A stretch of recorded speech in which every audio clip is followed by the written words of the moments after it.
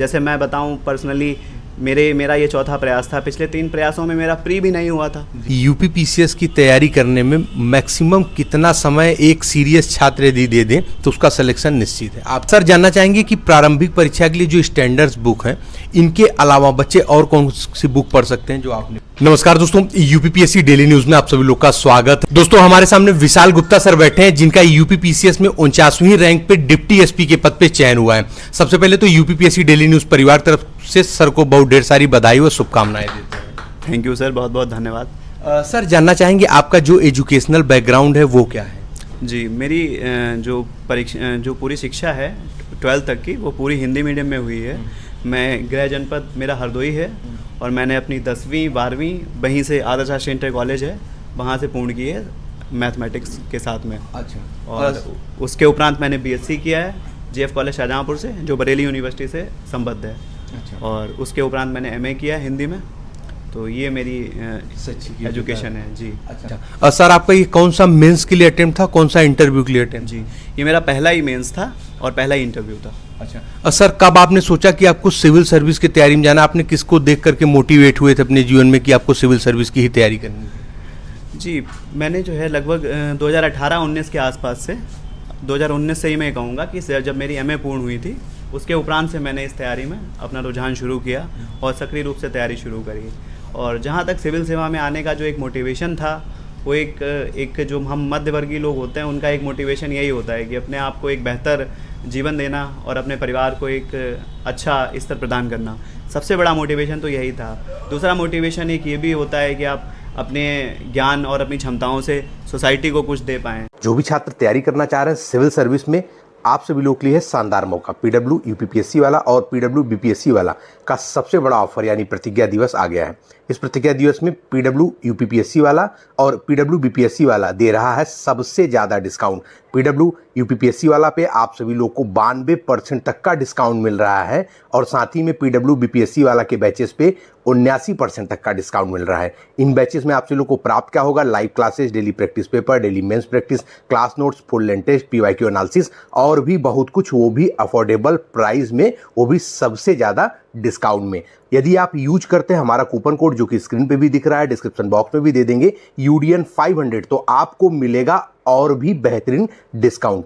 और दोस्तों, इस कूपन कोड से आप पीडब्ल्यू के सभी स्टेट पीएससी बैचेस पे कूपन कोड से लाभ ले सकते हैं, डिस्काउंट ले सकते हैं, जैसे कि बीपीएससी, यूपीपीएससी, एमपीपीएससी, एमपीएससी और ओपीएससी आदि सभी बैचेस पे। आइए इनके बैचेस बताते हैं। यूपीपीएससी बैचेस हैं इनके, यूपीपीएससी सक्षम 2.0 2026 फाउंडेशन बैच, इंग्लिश यानी हिंदी और इंग्लिश दोनों माध्यमों में 3,999 रुपए में। यूपीपीएससी प्रथम 2.0 2026 फाउंडेशन बैच हिंदी में 3,999 रुपए में। इनके बीपीएससी के जो बैचेस हैं उस प्रकार है: सक्षम 72वीं बीपीएससी फाउंडेशन बैच इंग्लिश यानी हिंदी इंग्लिश दोनों माध्यमों में 3,999 रुपए में। प्रथम 72वीं बीपीएससी फाउंडेशन बैच हिंदी 3,999 रुपए में। यूनिटी 71वीं बीपीएससी इंटीग्रेटेड बैच इंग्लिश यानी हिंदी और इंग्लिश दोनों माध्यमों में 3,199 रुपए में आप सभी लोगों को प्राप्त होगा। तो कोर्स डिटेल्स के लिए डिस्क्रिप्शन बॉक्स में दिए गए लिंक्स पे क्लिक करें और बनाएं अपनी तैयारी को और भी शानदार। एक्टिवली तो ये मेरी मोटिवेशन थी कि मैं कुछ अपना योगदान दूं समाज के विकास में। सर आपको तैयारी के दौरान कौन कौन सी कठिनाइयों का सामना करना पड़ा अपनी पढ़ाई को लेकर? जी, देखिए, एक छोटे शहर से हूँ मैं, हरदोई से ही, और हमारे वहाँ पर ख़ास तौर पे ये केंद्रीय हमारा उत्तर प्रदेश में आता है ये पूरा क्षेत्र। तो यहाँ पर शिक्षा का उस तरह से बहुत माहौल नहीं है। शिक्षा के बाद जो प्रतियोगी परीक्षाएं होती हैं उनके लिए भी गाइडेंस काफ़ी कम होता है। जिला स्तर पे तो इस तरह की कोई व्यवस्था नहीं है कि आप पीसीएस आदि की तैयारी कर सकें।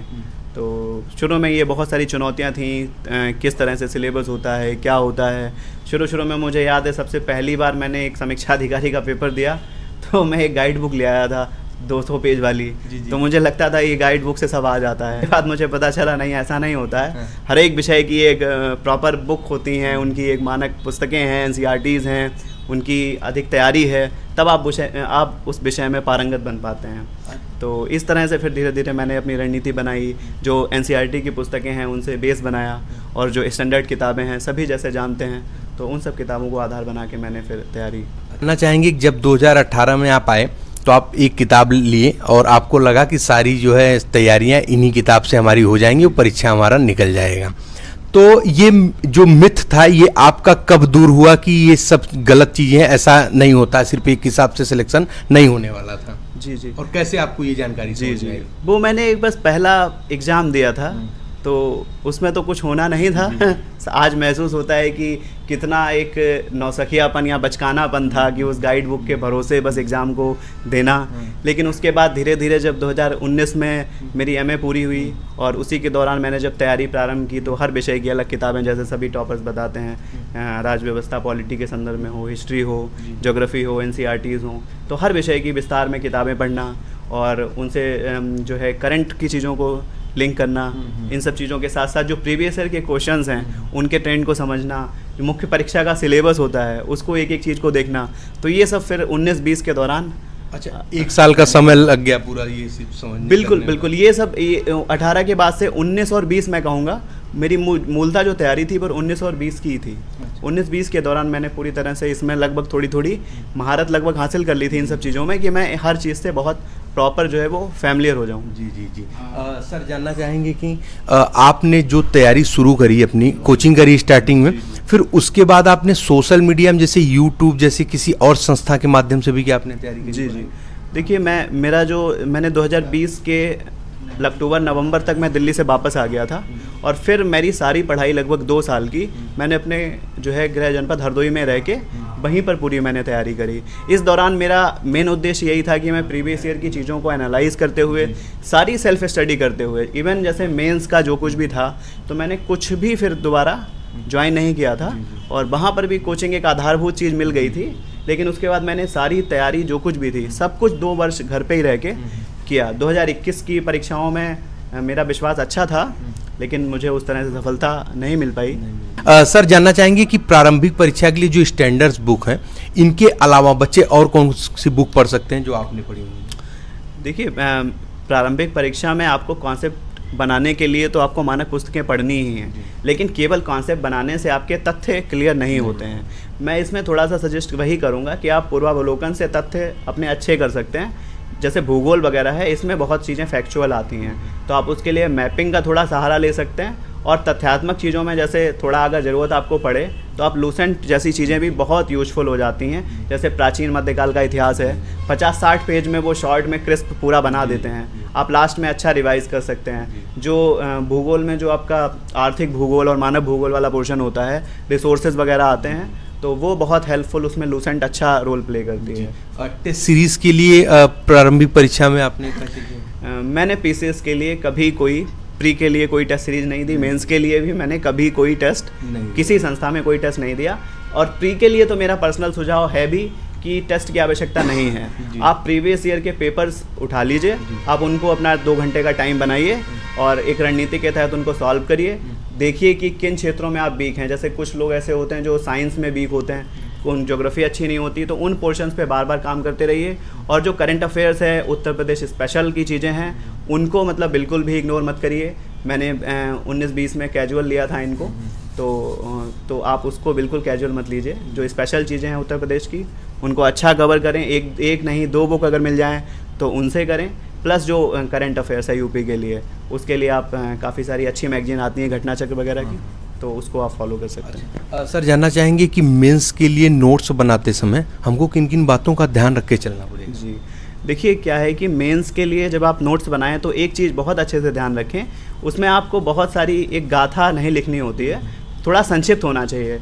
क्योंकि मेंस में आपको जो आंसर लिखना होता है बहुत 200-250 वर्ड्स मैक्सिमम होता है, तो उतना कंटेंट आपके पास हो, बस एक बेसिक सा चीज़ें आपके पास हों। कोशिश करिए कि टॉपिक्स जो भी हैं उन पे अगर आप कुछ इंट्रो, अगर थोड़ा सा आप बहुत अच्छा इंट्रो तुरंत नहीं बना पाते हैं, जैसे मेरा पर्सनल मैं बताऊं आपको, मुझे थोड़ा इंट्रो कंक्लूजन बनाने में ज़्यादा इश्यूज़ नहीं आते थे। मैं थोड़ा जल्दी से कोई ना कोई कीवर्ड से सोच लेता था। लेकिन अगर मैं आप बिगिनर्स लोगों को ये सलाह ज़रूर दूंगा कि आप मेंस के जो पूरे सारे टॉपिक्स हैं चारों पेपर्स के, और अब तो 2 पेपर्स और बढ़ रहे हैं 5-6, इन सब पे आप कम से कम हर आपके जो टॉपिक है ना उस पर थोड़ा सा इंट्रो और कुछ कंक्लूजन आपके पास हो तो वो आपके आंसर को उस कम टाइम में आर्टिकुलेट करने में आसानी होगी। जी सर। सर आपसे जानना चाहेंगे कि आपके हिसाब से यूपीपीसीएस की तैयारी करने में मैक्सिमम कितना समय एक सीरियस छात्र यदि दे दें तो उसका सिलेक्शन निश्चित है? आपकी जो बताई हुई रणनीति है और लगभग यही रणनीति तो सही रणनीति है, जब तैयारी करे आदमी तो कितना कम से कम समय, कितना मैक्सिमम समय दे दें हो जाए उसका सिलेक्शन? देखिए, ये जो सवाल आपने पूछा बहुत सब्जेक्टिव टाइप का सवाल है। ये कई बार ऐसी चीज़ें होती हैं, बहुत लोग ऐसे हैं, बहुत भाग्यशाली लोग, मैं कहूँगा भाग्यशाली, मैं बिल्कुल कहूँगा कि कुछ लोग हैं, आते हैं, अपने एफर्ट्स देते हैं और पहली दूसरी बार में अच्छी सफलता अर्जित कर लेते हैं, और कुछ लोग ऐसे भी होते हैं जिनको थोड़ा सा वक्त लग जाता है। तो मैं ये बिल्कुल नहीं कहूँगा कि वो लोग मेहनत नहीं करते हैं, लेकिन कई बार बहुत सारे फैक्टर्स ऐसे होते हैं कि मिल के चीज़ें होती हैं। जैसे मैं बताऊँ पर्सनली, मेरा ये चौथा प्रयास था, पिछले 3 प्रयासों में मेरा प्री भी नहीं हुआ था। सर आपका बहुत बहुत धन्यवाद कि आपने इतना कीमती समय हमारे चैनल के लिए दिया है, और आगे भविष्य के लिए बहुत ढेर सारी शुभकामनाएं। बहुत बहुत थैंक यू।